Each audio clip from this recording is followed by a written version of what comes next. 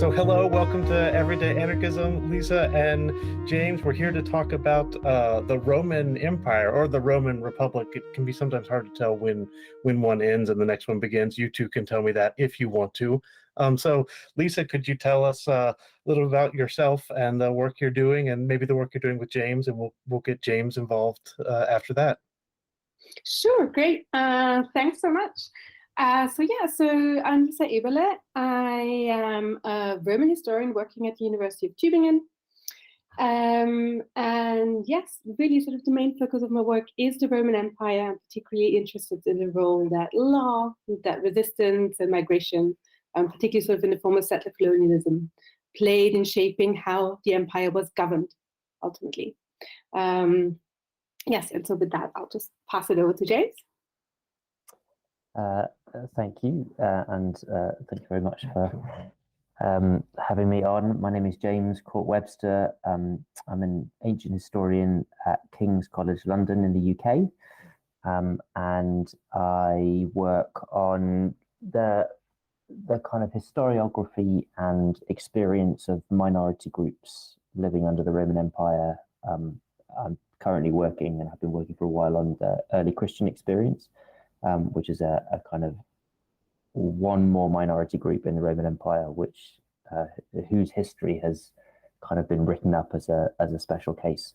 So a lot of my work is kind of trying to embed the Christians back in the Roman world, and that in part because the experience of the Christians is allegedly, at least, quite tempestuous, has led me to kind of be interested in questions of how the Roman Empire was governed. And like Lisa, so we come at this from very different places, I think, but we both kind of found ourselves a bit dissatisfied with the traditional narrative of how, in particular, Roman governors, the story of kind of how Roman governors did their job and why they did their job, the traditional story that's told around that. So we have been working together for a while now on trying to kind of set up some corrections or come at this from a different approach to understand the experience of the actual people who did the work of governing, rather than approaching it in a more theoretical way.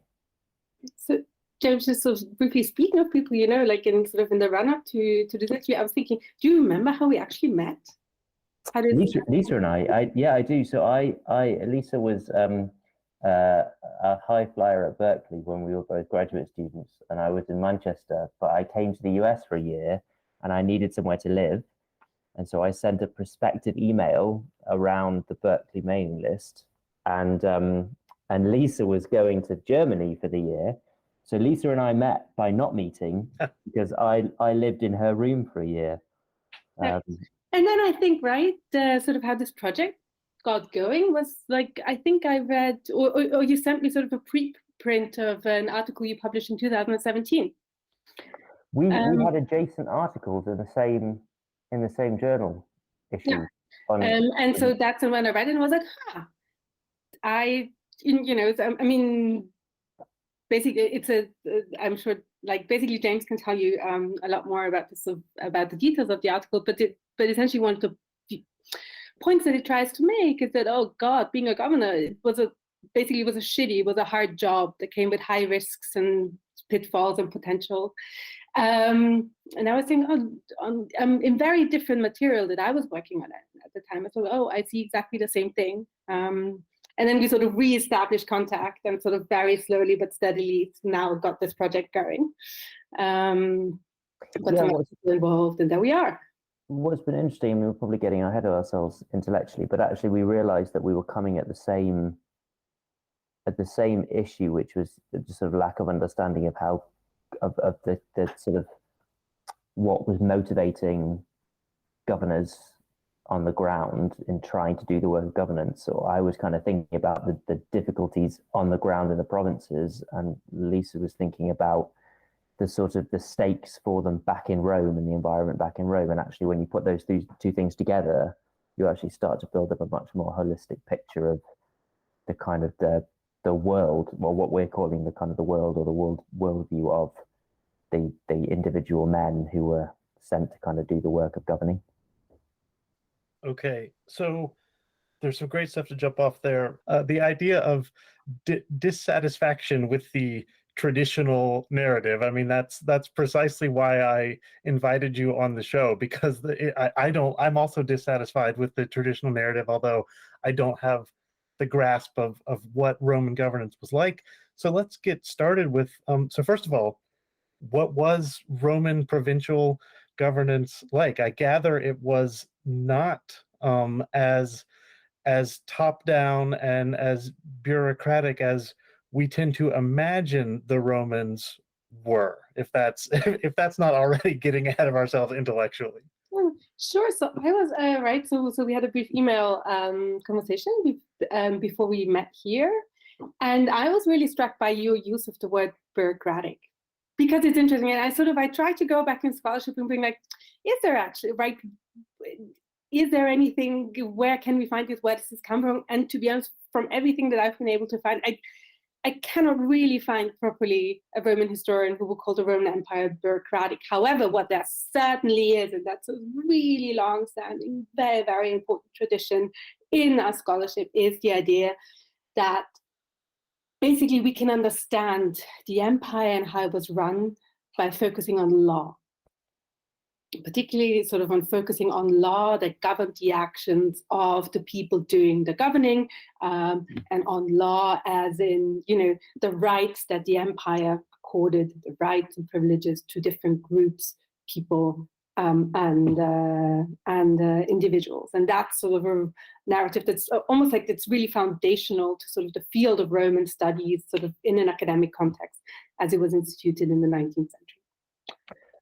I would add to that the other thing to bear in mind is that this is kind of bound up with an idea of the great legacies of classical civilization, which I think goes back a little bit going to what you were saying before, which is, the Athenians, the Greeks have given us political thought, and the great gift of Rome is the legal system, right? And that this underlies so much of kind of later legal thought.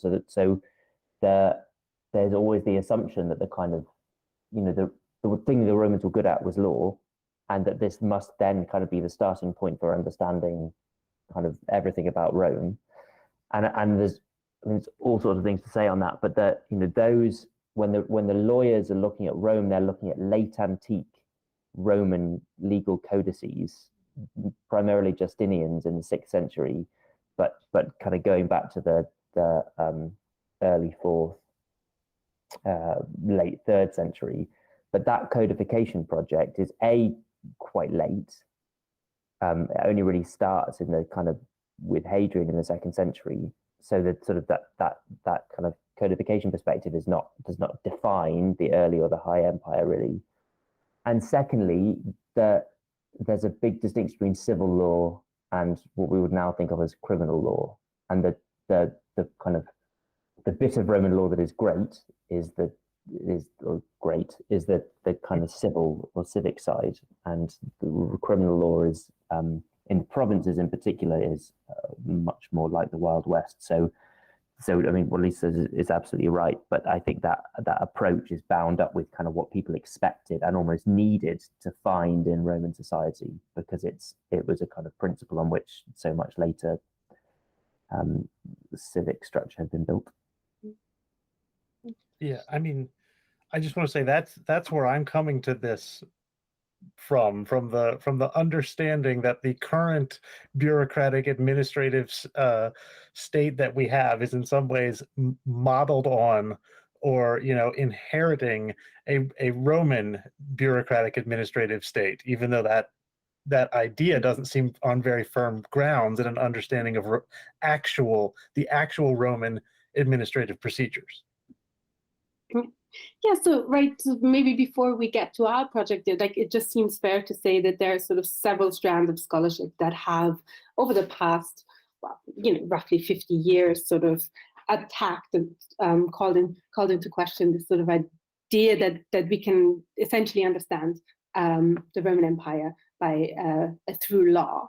And so one of them is actually strikes me as very pertinent to your interest in the bureaucracy, because actually now sort of among pre-modern empires, sort of in a comparative perspective, the Roman Empire, particularly in its early stages, right? So we're talking about the empire as it was built up during the Republic, and then the empire in the Principate, that sort of from zero, sort of from the turn of the millennium to around 300, as sort of particularly light in administration. So just the number of administrators that existed compared to like the people over whom they were to administer / over whom they ruled, it's basically that there are very few other pre-modern empires that seem to have had such a light level of administration, quote unquote, just from a sort of personnel, from a personnel perspective. Yeah, so if you think about kind of in modern government, there is that layer of the civil service that is enacting kind of government directive, and with the Roman world, you have to imagine a kind of an empire of 60 million people being governed essentially without that layer of the civil service. I mean, there's the imperial household, but that's vanishingly small in relative terms. When a governor is sent to the province, he basically just goes with a skeleton staff, really, kind of handful of chosen advisors and a few other kind of more minor posts, but really it's kind of just him getting on with it in each province. And in a particular issue comes up, he just writes to the emperor, there's no layers of middle management there, really. He just writes with like, there's an open sewer in the street of this town, do you think we should close up the open sewer? That is that kind of granular level, so that already that tells you about the kind of scope of your agency, right? One of the arguments has been that if that's how you're managing it, you cannot be enacting big picture policy, because because that big picture policy requires, even as a conception, requires the kind of personnel to do it. If you're working on that kind of, here's a problem, and that also has been, Fergus Miller has essentially called it reactive government, right? That if that's your resources, then you can but only respond to individual things that come in. It's like inbox management, right? You can't get beyond trying to deal with the kind of the most recent thing that comes in. And I think there's also there's the practical side, right? That's the people involved. Also, just the relative size of the army compared with the size of the empire. Rome has a standing professionalized military, and it's big, right? It's 400,000 people. It's a big army in the pre-modern state. But if your empire is the whole of the Mediterranean, and there's, I don't know, like 50 million people in it, you cannot rule by force. Right? It's just simply inadequate to do it, right? There just aren't enough soldiers. So there's the practical side on the civic and military, and then I think there's also just an ideological side of this, and this is a bit more controversial, I suppose. But what do you have an empire for, and what do you actually want to get out of it? Like, the idea that you have a kind of big state implies that you want to do a lot of stuff out there in the provinces. Well, why do you want to do that? What's your payoff? If this is kind of a bit oversimplified, but if really you're interested in having an empire to bring in resources to the center to make money, then you kind of want to do as little as possible, right? Because why would you want to spend doing stuff spends resources. So if your goal is to gain resources, you basically want to do as little as possible. And that means kind of keeping things quiet, because unrest is A, then you have to respond to it, which is messy, and B, it prevents the taxes coming in. So if that's your ideological model of what empire is trying to do, which is not kind of universally accepted, but in the Roman case, I mean, then actually, why would you want a big bureaucracy, right? You kind of don't want to do very much there. You want to do the bare minimum and let the profits flow in. Yeah, I mean, I realize now I probably should have started with a quote, because of the other way of thinking about the Roman Empire. I mean, I must say, I cannot imagine administering a group of 60 million people without a bunch of civil servants. And I think this is one of the things that I've been trying to get at with this series, is our imagination sort of ends with the 19th century. We don't seem to be able to conceive of, or at least I'm not able to conceive of a project of even calling it a governance project. I mean, this show is called Everyday Anarchism, but I mean, this sounds like anarchy, right? Just sending someone and saying, oh, well, figure it out. And then, I mean, we probably have 60 million. I mean, there's probably more people in the English department at UNC serving as administrators than it sounds like there were in the average Roman province. And I think that's just something that we have a hard time wrapping our head around. I can't wrap my head around it. Here speaking to you. Okay, so to make in an attempt to make this a bit more imaginable, again, sort of from the comparative pre-modern perspective, right? We would say, look, all these empires, the way in which they work is there's no central state that is able to sort of control the entire territory. So how do these things remain stable, right? How doesn't this all always constantly fall apart? Is you need to get the cooperation of the local elites. Okay. Right? That's sort of, you need to get their buy-in. And, then, so maybe there are 2 points here, right? One, then the interesting question becomes is, how do you get their buy-in, right? How does that work? Right? If you want to call it consensual, right? Just how does this cooperation, how is this sort of being kept in place? But the other thing then also is, just in terms of sort of administration as well, of course, what do these local elites do? Well, in the Roman Empire, I mean, they ran towns. So, right, so their role is kind of two-facing. One is towards the imperial elite and the emperor, and sort of, those two groups have to work out a deal, essentially. But then, of course, they, act as administrators, at a more granular sort of local level. Maybe we're still not in the scale of, the administrative intensity of the English department. Which I think says more about modern universities than about the Roman Empire, right? Oh, sure, but that's the thing, is that we can't imagine not running things this way. I don't think we can.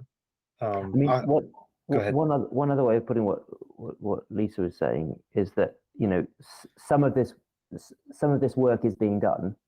It's just that the Romans don't do it themselves, right? That's the best way to have an empire and run it, is if you get all the stuff and someone else does the work for you. And that's the genius of the Roman imperial system, is that what we might call soft power, right? They are extremely effective, and they have a series of, in some cases, kind of really innovative and almost unique for pre-modern empires ways of getting the buy-in of local elites. That's what's amazing about the way the Roman Empire is run. Okay, God, I have so many questions. I'm going to try this one then. So it sounds like what Lisa was just describing is a model that I would be more likely to call like confederation than a kind of centralization. Like, if you can think of it as towns, I mean, maybe a polis is even the correct example, which has local elites that are then confederated into provinces, and then the provinces are confederated into an empire. And then what you absolutely do not have, if that's the case, is a monolithic central state, which again is more or less the Rome of my imagination.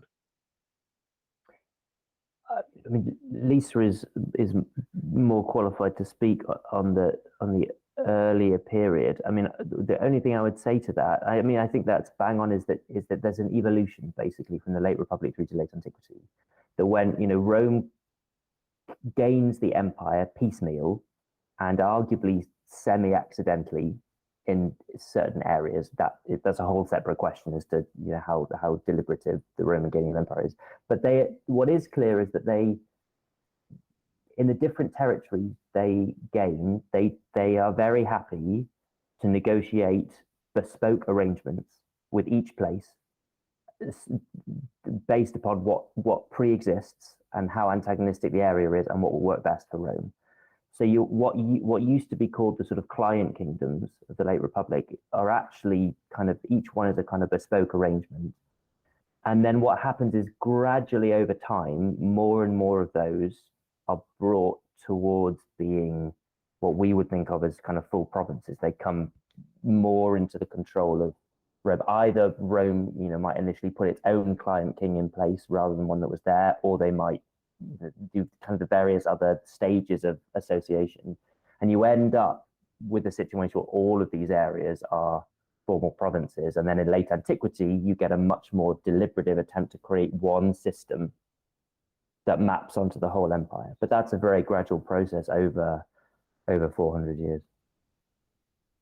Yeah, so I would take issue a bit with the notion that this is that we can understand this as a confederation. And I think because confederation implies or can imply, sort of voluntariness. We all band together and but I think sort of more importantly, almost like from a sort of historical, so from an analytical point of view, it's about the direction of the alignments.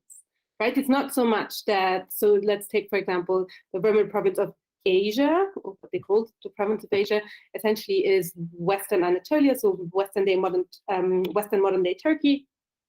It's not that all the polis, and you're absolutely right? Those communities, like they are the Greek polis, like Athens, that had existed in this area before. It's not that they all say, "Oh, let's band together and be a province." So it's not a bottom up confederation. And the other thing is the relations that are really important to each and every one of those communities and their elites is the relationship to Rome. Mm-hmm. Right? In the Republic, it's to the city and in particular, so to the Senate, and then it's the relationship to the emperor. Right? So this is, speaking, from an EU perspective, it's as if, if we all really cared about, the privileges, or like, basically, I, living in Germany, would have to really care about that. We're friends with the mayor of Brussels. Right. Like that's sort of the that's the difference. Okay, so another way to again, what I'm trying to do is take what I'm hearing from you and put it into vocabulary that makes sense to me, and then you get to tell me whether I'm right or wrong or not. So it functions in some ways like a confederation.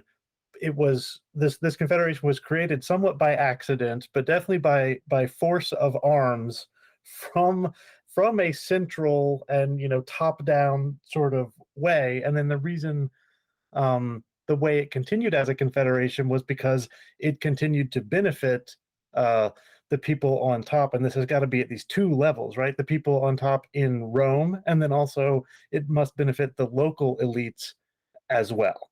And as long as they're in, mutual aid or solidarity with one another, it makes sense to continue running this way.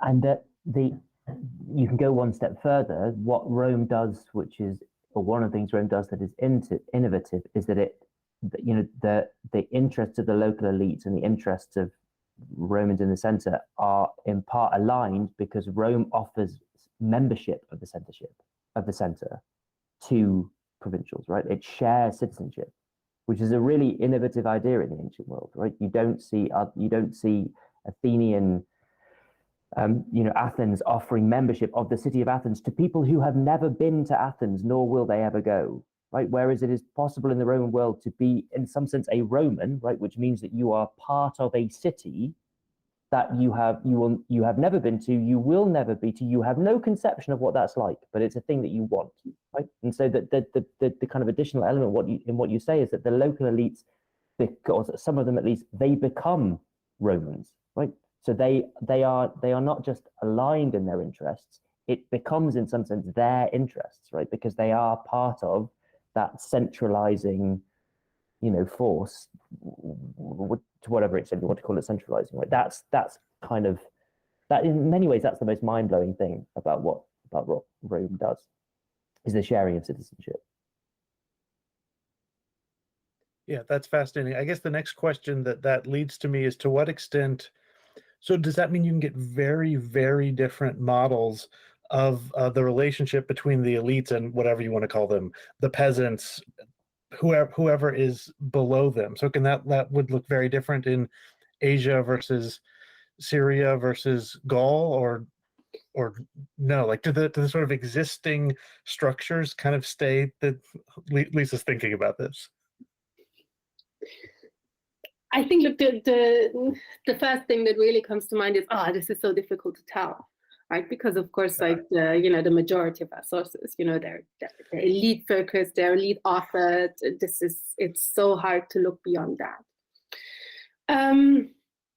One thing sort of to bear in mind and or to consider, and I think James might have more to say about this, is sort of maybe before we go to the peasants, is sort of the non-elites in cities, which were sort of slightly better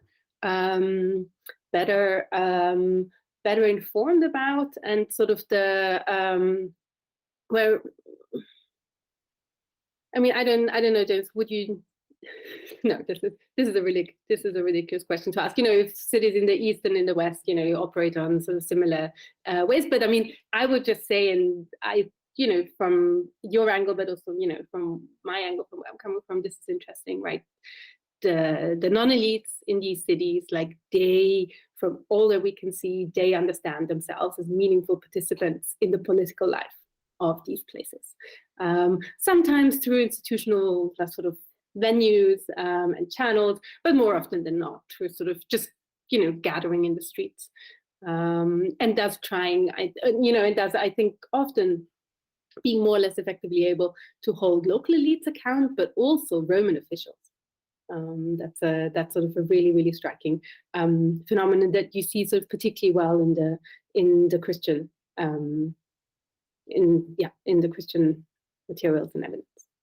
So before we hear from James, I just want to jump in and say this was absolutely the topic of my discussion with Anthony Caldelis, is like, if the people didn't like what the administrator was doing, they would do what we would call mob rule. And I mean, they would come out and demand the end. We could call it mob rule or occupation or rally or whatever. And what the Byzantines called it was, business as usual, the Roman Republic, the people speaking. They did not have, Anthony says they did not, they hated what they called anarchy.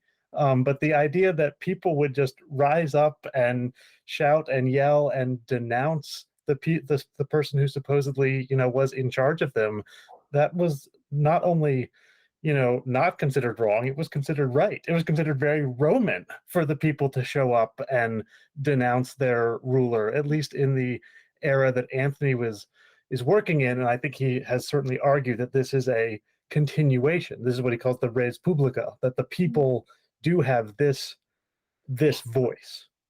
I think I would even sort of expand this position, in the sense it's not so much that the people show up as a crowd when they don't like what the rulers are doing, but to show up as a crowd, right, and sort of when they show up as a crowd when they're trying to get the ruler to do something, right? Okay, and that really goes back to sort of James's point about sort of this idea that the Roman governance, quote unquote, is sort of essentially reactive.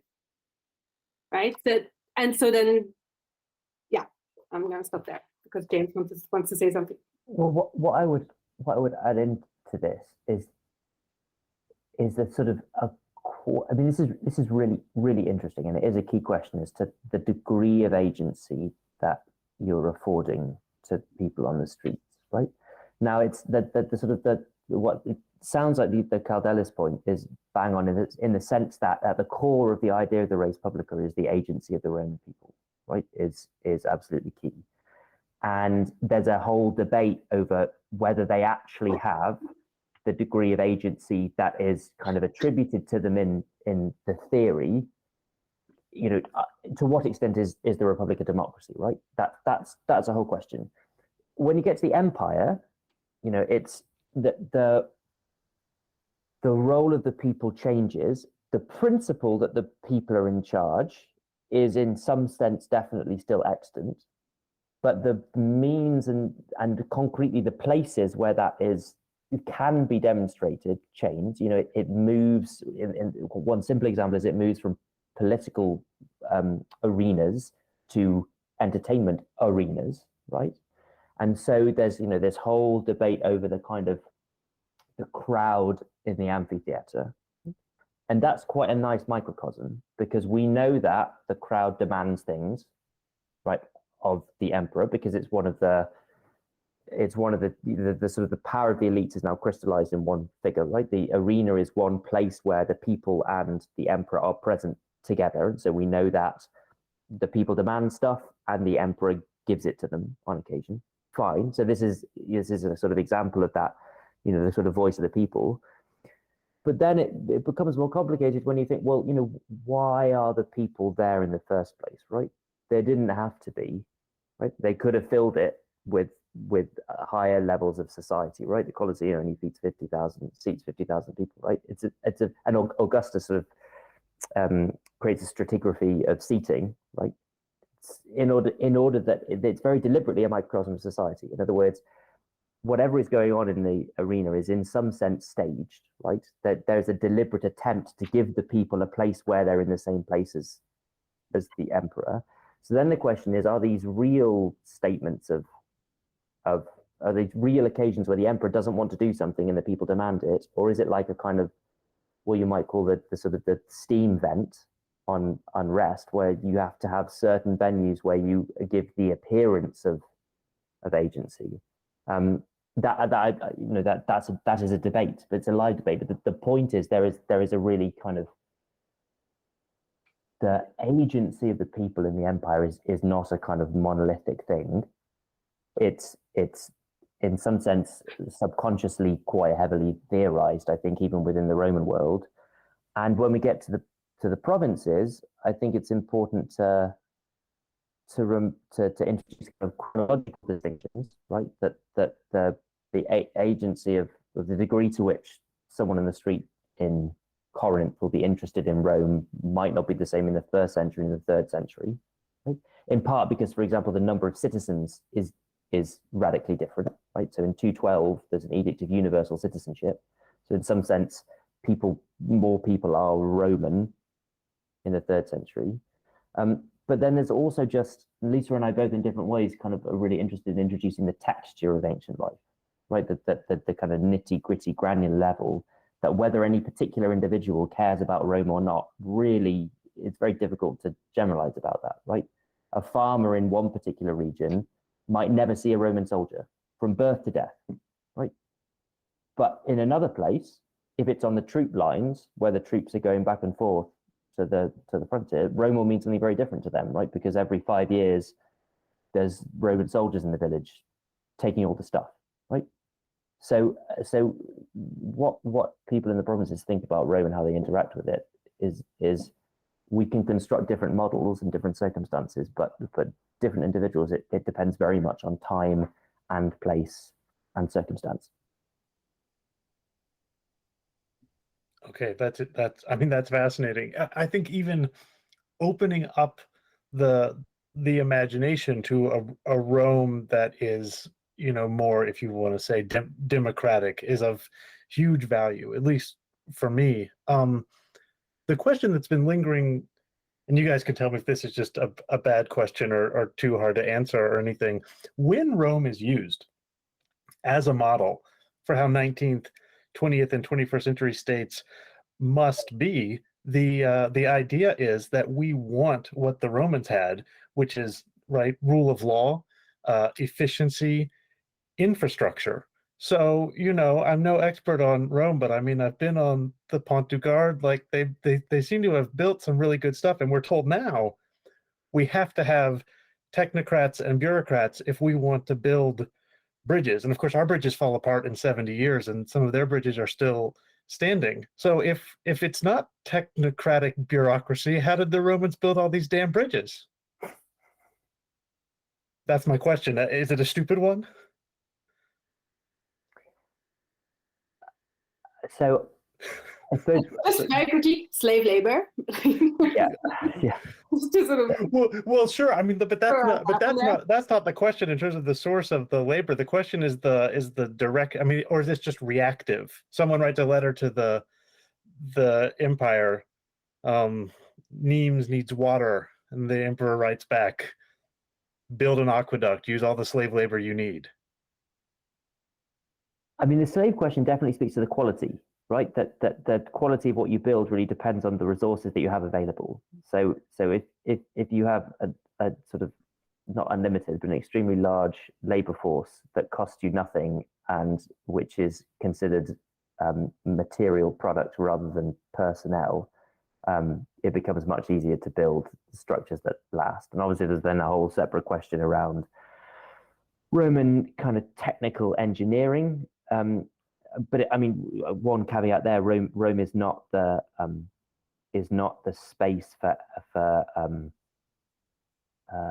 innovation that it's sometimes seen as being. It's quite deeply traditional in its kind of engineering and its sort of science, what we might call it scientific culture. Again, separate question, but I mean there's something to be questioned there. In the answer to the question, I mean, I don't think you need a large bureaucracy to do that kind of building. I mean, a lot of that building is driven by military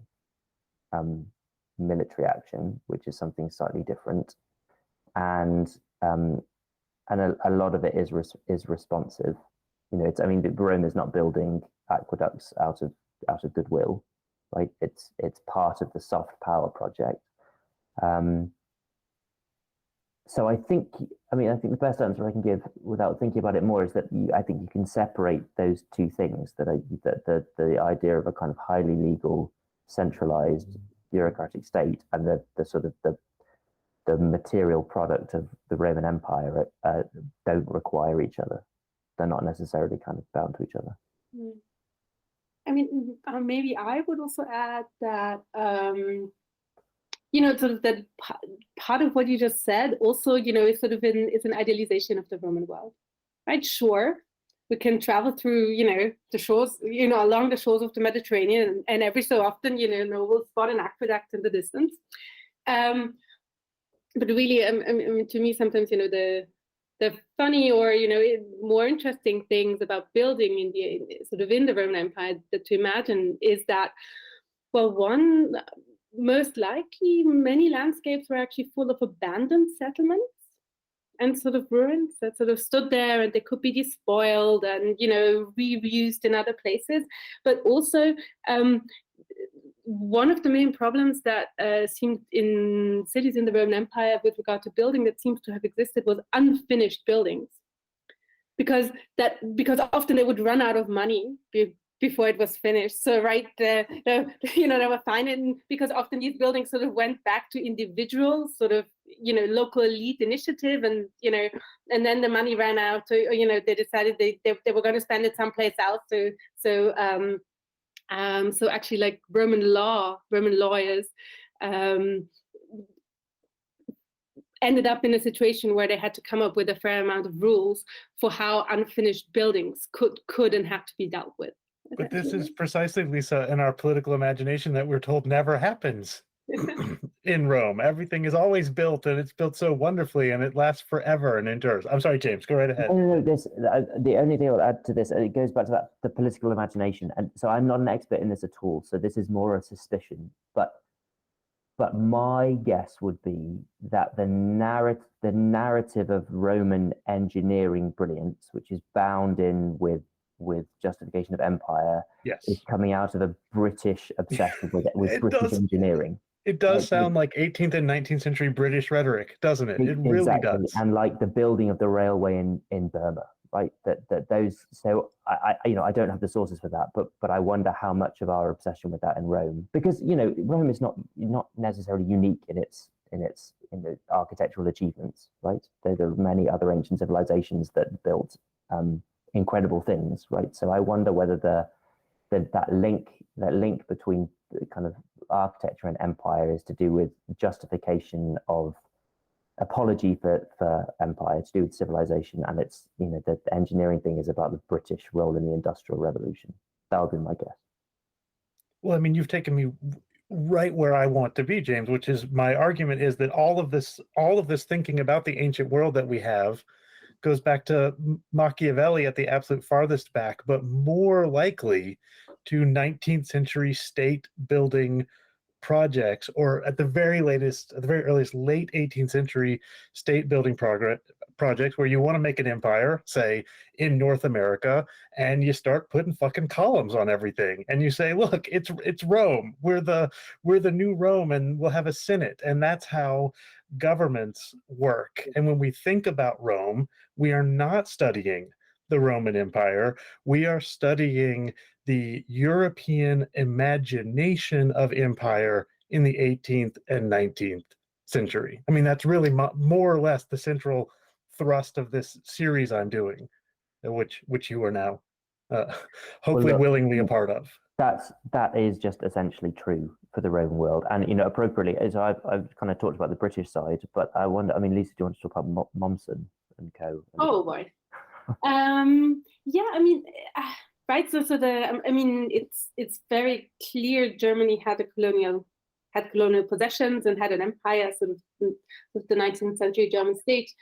Although, right, in Germany, it's not something that's as prominent this in sort of the nation's historical imagination, as I think, right, it is in Britain or in France or in other places.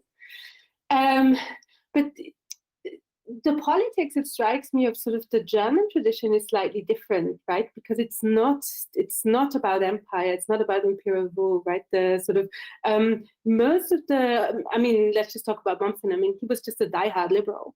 So like many sort of members of the sort of emerging professoriate in sort of 19th century German universities, he was very invested in sort of the hope for sort of a liberal republican revolution, a law-based state, right? That the culmination of this effort was then the sort of the failed Constitutional Assembly of 1848. And so I mean, I think that's really sort of that's on one level. I think it's sort of that environment where sort of the idea of Rome as sort of as a law-based state, with what Mommsen would call a Staatsrecht, like a law governing the state. That could be, that he also understood very clearly that it didn't quite work like he would have wanted to work, like he would have wanted it to work in sort of his ideal Germany.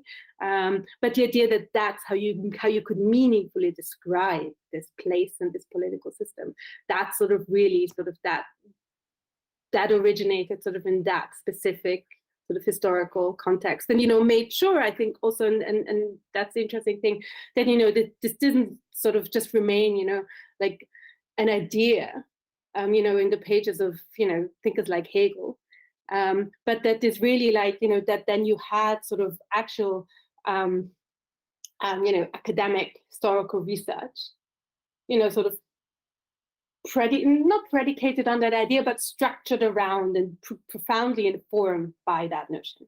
And so that's then also, right, how these 19th century ideas, how they sort of did enter academic research and its agendas, and sort of how I mean, I don't know, James, but a lot of Roman history in the past 50 years has been hard at work at sort of trying to undo and unpick and uncover sort of these to uncover these traditions and sort of put new, better, we would say, I think, more historically accurate ones in place, right?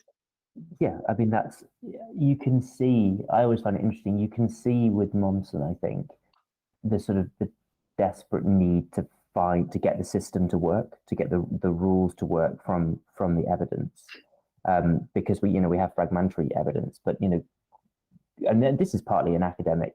In general, academics like clean systems and categories, right? You want to come up with the theory works, or that you can kind of explain things, and so that the kind of the messiness of the ancient world is something I think that we're now rediscovering. I think the more interesting question is the extent to which that the Rome with which we kind of started on this podcast is how much is a kind of wish fulfillment exercise that then ancient Rome is then a kind of, it's a place where people put something that they want or need from their current, or want for their current society. And I think it's certainly true that Roman historians now we feel we're getting closer to the historical reality, but I mean, it's also very true that we're also responding to our own circumstances in ways, some of which we kind of know and are happy with, and some of which we're unconscious of. So there, there's a really interesting historical question as to whether we are still doing that kind of using antiquity as a place to work out contemporary issues. So I just need to say, for me, this isn't a problem. I'm actively looking for what I want to call anarchism in the ancient world. It's just your job. You have to wrestle with this problem. I'm freely admitting I don't know anything, or I know very little about the Roman world, but I delight in describing it in ways that are so antithetical to the Roman of the imagination, which is hierarchical, stable, rules-based, all of these things. I could keep doing this for a while, but I can't. I'm going to have to go pick up my daughter from school pretty soon. So, James and Lisa, is there anything else you feel like we need to cover before we go? I mean, there's masses we could cover. I suppose my closing kind of thing for you would be that I think we definitely can abandon the old kind of model of centralized legal system. I think the Romans would balk at the idea of describing what was happening in the province as anarchy, given that that's the name of the podcast. I have no doubt about that. The way I would say it is that the Romans don't care what's going in the provinces until it kind of becomes problematic for them, and in particular in terms of social unrest. So actually, anarchy in terms of a lack of system, fine. Anarchy in terms of people out on the streets, that's when they would actually start to intervene. So actually, there's a very, there's almost a tipping point, right, where there's so you might say like a certain degree of anarchy is kind of okay. And Lisa mentioned earlier, kind of people on the streets. What's really interesting in the ancient sources is that the people on the streets tend to know exactly how far they can push it. Mm. And on the occasions when someone gets it wrong, it's pretty cataclysmic, right? But we have occasions when crowds will gather and someone in the crowd will say like, no further, like go this far. But if this anarchy becomes too obvious or goes too far, then the Roman system is going to kick into place. And we should not give you the impression that there was no ability to use force or Roman systems. It's just not systematic. Reactive military crackdowns again, as opposed to systematic of our we have since Orwell at least, or Stalin perhaps, an image of systematic oppression, and I think we can imagine the Roman world as like that, but it's so clear from your conversation it wasn't that, nor was even the Tsar like that. The Tsar had secret police and military crackdowns, but it was not systematized in the way that we have it now. Thank you, James. Lisa, any last thoughts from you? I just maybe I'll just add something that I find sort of from the perspective of hope, let's say, or and opening up perspectives that I found often so meaningful about the empire, which is this, so we talked about the reactiveness of the government, and also what I think should be added is that the government, the emperor, but also the officials in the provinces, they really like to advertise their reactiveness, right, and their responsiveness, and right, I think on one level, as James said before, in relation to the amphitheater, well, on some level this is just staged, but I think it must have really shaped like what it was like to live in this world, right? Because essentially people took them up on this. So we know, for instance, the governor of Egypt gets to the Fayoum, which is an oasis next to the Nile, and within 2 days he receives close to 2,000 petitions from people living in the region. And right, on one level, we can be really cynical about this because we know, he'll respond, he'll say something meaningful, maybe in relationship to 10% of it, and the others just get sent back and like, I'm not dealing with this. But at the same time, just the fact that you have these 2,000 people who in a way, right, what do they write about? Oh, they have some dispute with their neighbor and they got beaten up, and so they want some so they want some reparations or something. That they pin, that there is this figure on some level, right? They pin their hopes on him, and on his powers, to change their lives and to make it different and to change their social position. It just, almost like the fact that then in very few instances that actually happens. To me, it doesn't seem as important as just thinking that, oh, that's the world in which they live in. They had that hope, right? And that hope propelled them to action again and again and again and again. And it's just such a different world, if that hope didn't exist. And there's a whole raft of ways that we haven't talked about that we'll just have to leave as a cliffhanger, in that as the longer the empire goes on, the more that people in the provinces figure out ways within the system to appropriate it to their own advantage.